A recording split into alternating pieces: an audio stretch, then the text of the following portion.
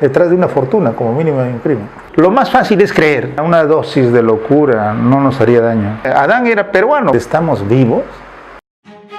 Todo lo que digo no es para creer, sino para debatir. Los cuentos necesarios, ¿cuáles son? Señalamos unas cuantas que sería imprescindible que en todo hogar que los padres empiecen a contar a sus hijos. Por ejemplo, lo que escribió el maestro peruano César Vallejo, el cuento Paco Yunque.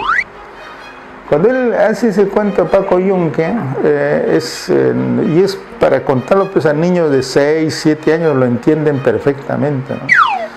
Paco Yunque era el hijo de una familia pobre, humilde, ¿no?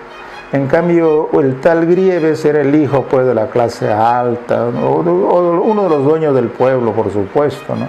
Entonces, en esa condición, el profesor lo atiende muy bien, con mucho respeto, con mucha consideración a Grieves, porque sabe que su padre es fulano, un sujeto importante en el pueblo.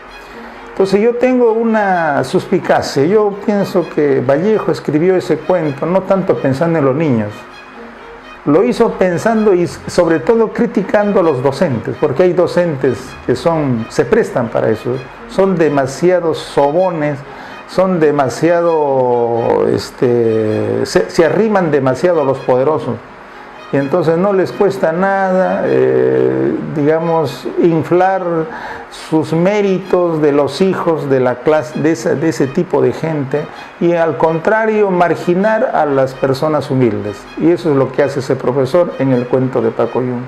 ¿Serviría ese cuento, por ejemplo, para que los niños eviten la discriminación en el salón? Sí. ¿Serviría ese cuento para que los niños empiecen a darse cuenta que todos somos iguales y que no hay los serranitos y que los pobres y los humildes, para que no haya esas fricciones en el aula? Sí.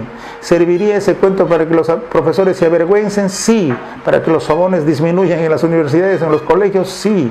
Entonces ese cuento es necesario, es imprescindible, ¿no?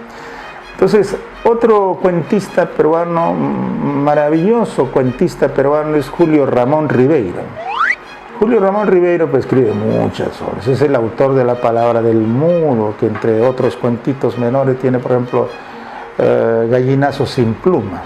Y para entender Gallinazo sin pluma, basta con ir nomás al Milagro, detrás de la cárcel. Vamos a encontrar que él no imaginó, no tuvo, mucha abstracción para hacer ese cuento. No, describió la realidad, así como el Gabo, Gabriel García Márquez, pues cuando él le dan el premio Nobel, dice: usted habrá sido un hombre muy imaginativo, ¿no? Un hombre con mucha capacidad de abstracción. No, dijo, yo solo he descrito lo que he visto, solamente he descrito, porque en América Latina la realidad supera a la ficción, ¿no?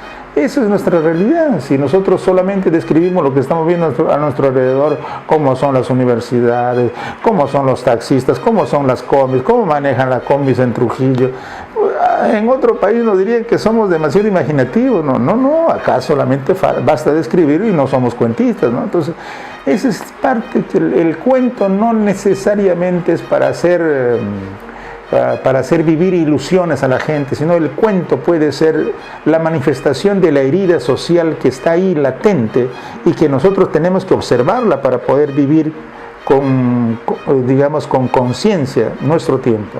Entonces, para eso sirven los cuentos, ¿no? Entonces, en ese punto yo creo que a nivel internacional se puede ver algunas obras, por ejemplo, de Chejov, los cuentos de Chejov, que son maravillosos. Creo que es necesario siempre distinguir. Hay cuentos que nos permiten pensar y hay cuentos que nos permiten dormir, ¿no? Eso es lo que necesitamos diferenciar.